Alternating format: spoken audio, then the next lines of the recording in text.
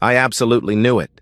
I sighed quietly to myself as I raised my phone to memorialize the occasion before quietly walking away. I'd expected to catch her in a lie, not the act. There was no coming back from this. Not now. We weren't going to survive this. Tracy. Nominative determinism at its finest. I should have known better than to marry a blonde whose name ended in an I. Folks who give their children unconventional names aren't in the business of imparting sturdy moral worldviews.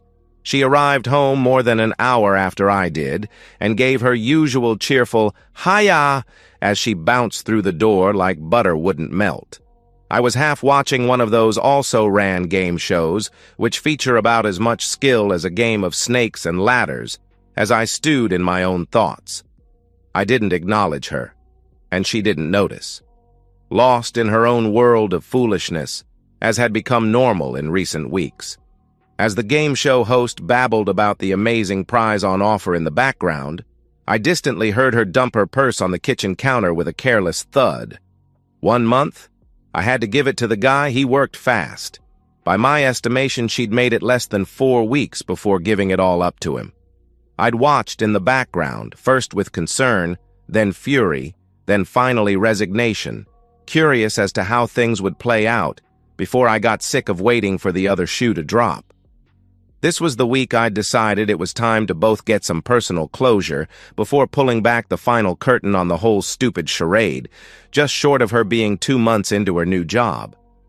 I'd laughingly joked about it with her when she took the position.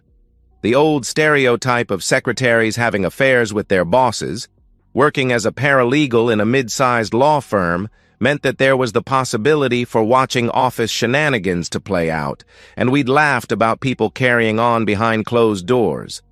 I'd made her promise to keep me up to date with the office gossip, although I'd originally intended it as a way to keep connected with her. I put on my game face. Time for my experience in business-to-business sales to pay off.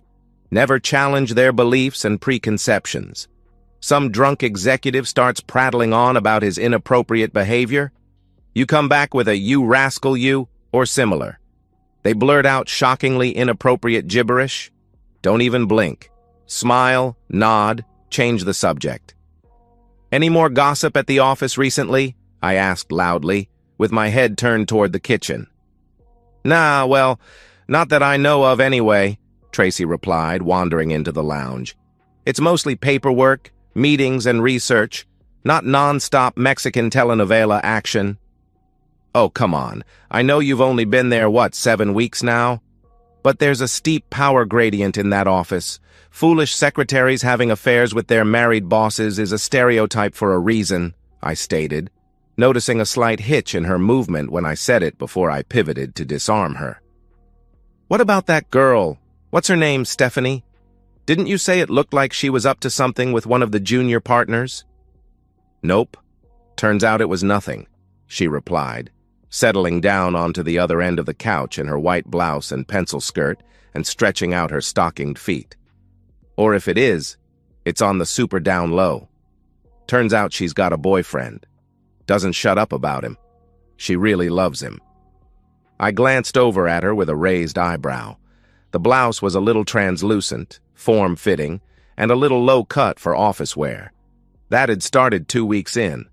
I'd noticed her outfits got a lot more revealing around that time. That, and a transition from flats to heels, and a slightly raised hemline. In hindsight, it was obvious, but initially, I'd figured she'd just relaxed into the dress code a little after getting used to the vibe. That's normal when starting a new job. It's better to be over-formal initially and adjust to the vibe, rather than to underdress and set a bad impression. Well, it's probably for the best, I said after a moment, adding, there's a reason they say you shouldn't mix business with pleasure after all. It's a shame for you and me, though. What do you mean? She asked with a smirk. About what? The mixing thing or the shame? I asked, watching her frown out of the corner of my eye. Well, both, I guess. I had her. Time to turn the screw. Well, it's a nice little self-sabotaging trap, isn't it? But on the other hand, it'd be fun to watch it happen to some naive, gullible woman from a safe distance, or in my case, hear about it. In a dark way, anyway. Listen to it play out in real time, get out the office affair bingo card, and all that. A trap? She echoed. I nodded, still pretending to stare at the TV. Oh yeah, a real nasty one. The boss lays it on thick with the manipulation moves, showing off and talking himself up, complimenting the naive girl, and carefully invading her personal space. Maybe some getting-to-know-you after-hours drinks, talk some nonsense about her current partner, and suddenly he's got her completely under his control, and he owns her. It's a deal with the devil. I don't see how that means he owns her, Trace said with a quiet but hard tone. It just sounds like a run-of-the-mill office fling. Well, think about it. I mean, take that boss of yours, the senior partner. James something? There was an awkward pause before she eventually replied, McMasters, as if she'd mysteriously forgotten her boss's surname. Okay. Well, you said old Jimmy's married, with kids, right? So if he was baiting the trap, he'd probably say how the marriage is on the rocks.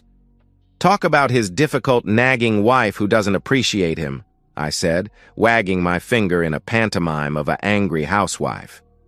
All lies, of course. He'll never leave her. He's just trying to get into some naive woman's good graces, I said pointedly, taking a swing at some of the lines he'd likely used. Based on the way she awkwardly tensed up in my peripheral vision, it was a solid hit. Theoretically, I mean, I added.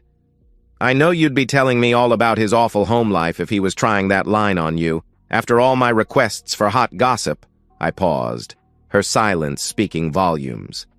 I mean, that's why I keep asking about it. My work is a fraternity-like environment.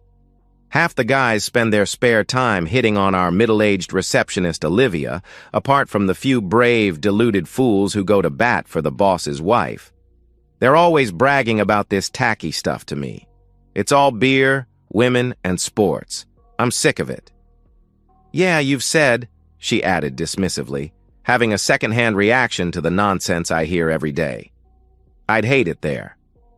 But it does mean I've had a masterclass in scumbag manipulation tactics, I grinned at her.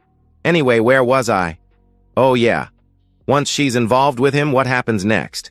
She's a liability, a danger to both his job and his marriage. There's no way a smart lawyer like him wouldn't cover his bases. He'd either forge some paperwork documenting poor performance, or actually, yeah, probably he'd just overtly do it. Tell the poor gullible woman about needing to maintain appearances, to be seen not to be playing favorites, and have her sign the write-up and manipulate her in the same darn meeting. I saw her flinch slightly beside me, another palpable hit. How naive could she be? Well, infatuation and foolishness famously go hand in hand, I guess. She eventually said, that sounds a bit far-fetched. Yeah, calculating. Anyway, work and play are two different things. Why would he bother? Ah, but don't you see? That means he can fire her for cause, throw her out on her rear at a moment's notice, and no one will question it. Now she's just a disaffected employee spreading lies to cause trouble. The second she tries to end it, what do you think happens? I don't know. It seems a bit ridiculous. I don't think anyone's that calculating and cynical. A senior partner, not calculating and cynical? How do you think you make senior partner honest work and persistence? It's all politics and backstabbing at the top of the heap, but if you don't want to believe that, that's okay. Anyway, one of three things happens. One, I announced, looking her in the eye and raising my index finger. Fired with no reference and a dark cloud over her. Career over. Two, I raised a second finger. She rides it out while he manipulates her. He gets bored of her, then bam, fired for cause again. Finally, three, I raised the last one with an evil grin. She wises up and accepts her situation with him while applying for positions elsewhere. One way or another, she's either an unwilling victim or a failure. Ruined, literally or metaphorically. Humph, was all she had to say to that uncomfortable truth. So yeah, it's dark, but that's the reality. And that's why all the big companies have anti-fraternization policies these days. Heck, that's why the military's so hard on infidelity, too. Although I hear some folks are into it. It's a control thing called power play, if I remember correctly. Well, she said after a long pause, her voice barely above a whisper. Like I told you, there's nothing like that going on. I gave a short chuckle, finally adding, and like I said, it's a shame. It'd be kind of funny to hear about the details secondhand. What was it you said? Oh yeah, telenovela-like. I'm starved for drama. I left it at that, for the time being. An ugly little lump of raw, awful truth for her to digest while I thought about the next step. That night, we both lay in bed with our backs toward each other, miles apart. Anger and hate were radiating from me, and I'm surprised she couldn't feel it. I could certainly feel her newfound guilt and uncertainty. Sleep came slowly, and I could tell the same was true for her, and I think she spent a long time staring at the darkness that night, trapped by her own choices. She didn't know it then, but it was her last chance. Just one well-chosen word might have been enough. Something with remorse, regret, or even an expression of love. An expression of contrition, something tangible. But no, she said nothing. I knew by the morning she'd managed to minimize what I'd said because the alternative was too real and too horrifying. But I also knew it'd take the shine off the sneaking around, and based on her earlier reactions, the potential outcomes I'd predicted would haunt her. She'd be left with the foolish idea that she had some decisions to make. The following day's outfit was a lot less revealing. Much too little, and far too late, my love. That's just playing hard to get. You'll convince yourself it worked and be back at it in a day or so. Heck, he'll probably enjoy seducing you into resuming the affair, but he won't have to try very hard. I went along with her charade and returned to acting the part of the loving, oblivious husband, but within 2 hours I was ringing a doorbell, envelope in hand. A decidedly attractive and pleasant woman answered the door with a yes to my Mrs. Weston. I said, "Looks like your husband's going to have to fire his assistant again, I'm afraid," as I handed the envelope to her, adding, "I don't know how you put up with it," before saying, "Good day, ma'am," turning around and leaving. There's no kind way to do these things, and she's not my concern. It was cruel, but I'm pretty sure the poor, shocked woman knew what I was implying, because her expression had hardened after a moment as her hand tightened on the paper. The last part in particular was another educated guess, but he was too quick and smooth for it to be the first time. He probably had Tracy planned for inappropriate duties from her very first interview. When I glanced over before starting my car, she'd taken the picture out and was looking down at it with a dark expression. Seeing her loving husband embracing my loving wife in his office will do that to a person. Tracy came home early that afternoon, and she looked decidedly unhappy. I wasn't there, of course. Why would I be? We didn't have kids. Our finances were separate, and the apartment was month to month. I'd spent a couple of hours packing up the remains of my life and loading it into my car. By the time I got the alert on my phone, I was already sat in Davy's kitchen, complaining to his heavily pregnant wife Alyssa about my soon-to-be ex. They'd said I could crash on an air mattress in their nursery for a month or two. There was a pretty obvious hard deadline on that, but I was very grateful for their charity, and it would be enough. We watched her little walk of shame together my phone when I got the notification from our door camera. Tracy had wanted one of those smart security systems marketed through paranoia disguised as convenience, but I hadn't cared enough to argue about it. I have to admit that it earned its keep that day. She sat in the driveway for a full 5 minutes before climbing out of the car. When she finally did, she moved slowly, her shoulders hunched and head hanging low, shuffling to the front door like a guilty drunk. She stopped there for a while, too, before fishing the key out of her purse. I think she might have been expecting an "I told you so" welcome on the other side. She certainly must have had her doubts when she left for work, so she surely knew I was aware of what she'd been up to by the time she entered the house. After that, She didn't look surprised as she passed into the lounge and walked up to the photo taped to the wall. She just stood and looked blankly at it, before eventually shuffling away. Alyssa laughed through the whole thing, along with a mocking running commentary, which made me feel a tiny bit better. It was obvious how things had approximately played out, and I felt a little twinge of smug satisfaction about my act of prognostication the night before. I never found out how things played out for Weston and his poor wife, because I never asked. I didn't care. Why should I? He wasn't the one I was married to. That was Mrs. Weston's cross to bear. I got myself a new place fairly quickly and furnished it to the single lonely bachelor aesthetic just as fast. The secret is low standards. Buried myself in my work. Pestered my friends to hang out more than normal.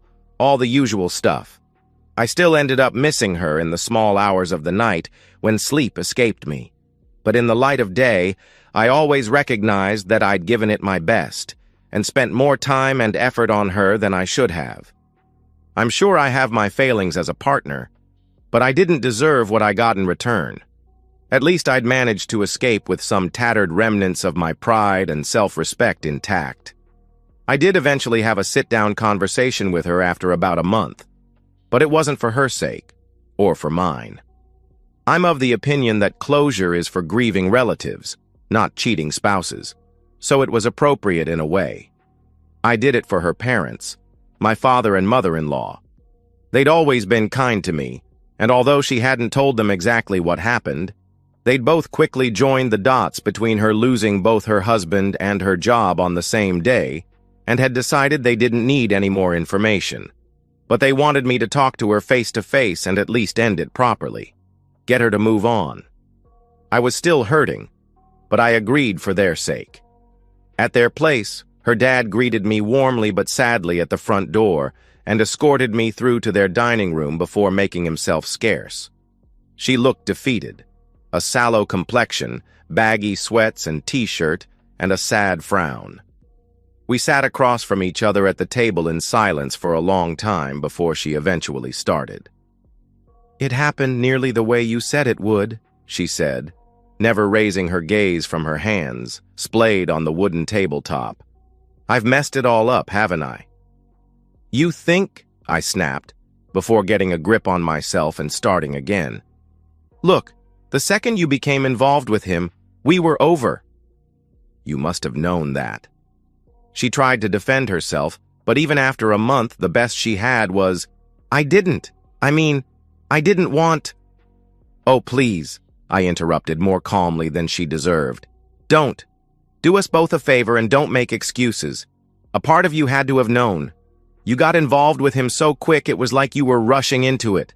Your poor lonely little Jim talked his way in so fast I'm surprised he had time to plan it properly." I shook my head. "Anyway, you only made it, what, 3-4 weeks without getting caught because I thought we were stronger than that. I had more confidence in us than I should have. You might as well have been texting me the photos yourself, it was so obvious. You're terrible at being a cheater. You've got too many tells. You should stick to being honest. I thought we were stronger than that too. It was just something exciting. Things got out of hand and I was kind to you, you know," I interrupted. "I had plans. Workable revenge fantasies. I could have made the end a lot more exciting than it was. I even seriously thought about sabotaging your birth control. I had it in my hands." Her eyes went wide at the idea. "Your affection at home fell off a cliff pretty quickly, so I figured you wouldn't even notice if I played the happy celibate roommate for a few months. Have the divorce papers served in the maternity ward. But instead, right up until the end, even though I hated you for what you were doing to me, to us, I was giving you a way out." All she said was, "I was going to end it." "No, you weren't," I said with a hard tone. "Maybe that's what you told yourself, probably a few times, but it's a lie." "No, I really was. I knew it was wrong, and I really did know what I was doing was bad," she said, looking up at me with sad, narrowed eyes. "I saw you. That wasn't an ending it face you had on when he was embracing you in his office. I already figured out you were having an affair with him, but when I saw it, I had just wanted to catch you in a big lie, something concrete I could point to. I didn't actually expect to see what I saw. I'm sorry you saw that." She looked away. "It was just physical. Please at least know that. That's another one of those untruths people tell themselves. If it was just physical, then you'd have been cheating on me with the machine. How did it feel to have a spicy little secret? To have something over me? Thinking he doesn't know, and look at me while you could still feel satisfied by him? Knowing you know something I don't." Her eyes widened, and I think she recognized a nasty piece of herself she hadn't quite seen before. "Well, I was still trying to give you a chance, even after knowing all that," I said. "Even after I said how it would play out. I know that rattled you. If you'd owned up to it right then and there, thrown yourself at my mercy, I would have been willing to try. You knew then, really, didn't you? But it would have been a desperate attempt at that point. I don't think I could have by then, even if I wanted to. Not after seeing it." "Is there really not any chance?" she asked with a pleading look. Honestly, there wasn't any real hope in her eyes, but I think she needed to ask, just to be sure. "No," I said sadly. "Okay," was her only reply as she hung her head again. After a moment, she half mumbled toward the floor, "I had to ask. I am sorry, you know. Sorry about the whole thing, every second. I don't know what was going on with me then. It was like I went insane, like I was trapped in a different reality. But I want you to know I'm sorry." She looked up at me then, with wide, anguished eyes, and said, "I know it doesn't mean anything, 'cause I can't take it back, but I'm sorry." And that was the end of it. I went to say goodbye to her parents after that, and her mother looked hopeful, as if we could reconcile. She asked if I was going to stay for dinner. Her father knew better, I think. He gently shook his head at her, even before I gave my apologies. Nothing was somehow going to magically heal the wound Tracy had ripped through our marriage with simple words. Her dad said, "Thank you for humoring us. Good luck," before he closed the door. We agreed to a simple, uncontested divorce on the grounds of irreconcilable differences. There wasn't any point dragging things out. There weren't significant assets to fight over, and there wasn't a reason to be in the same room with her ever again. About 6 months after that, I saw her working the register at a grocery store. She looked thinner but healthier, and certainly happier than during that last talk. Honestly, I was surprised to see her, though. She has a degree. She could have just erased the job from her resume and relocated. Started over somewhere else with a clean slate. I guess making suboptimal life choices might be a habit of hers I hadn't noticed up until that point. Heck, maybe I was one of them. Unfortunate for her, I guess. As for me, by that point, I'd just about put her behind me, emotionally. I had a good job, I had a promising new girlfriend, and most importantly, I had a divorce. And so, we've reached the end of today's story. Was it what you expected, or did it take a twist you didn't see coming? I'm curious to hear your thoughts. Share them in the comments below, and let's get a conversation going. If this story kept you hooked, make sure to hit that like button. And if you're new here or just haven't subscribed yet, now's the perfect time to join our community. I bring you fresh, captivating stories every day, so click that subscribe button and turn on notifications so you never miss out. Thanks for watching, and I'll see you in the next one.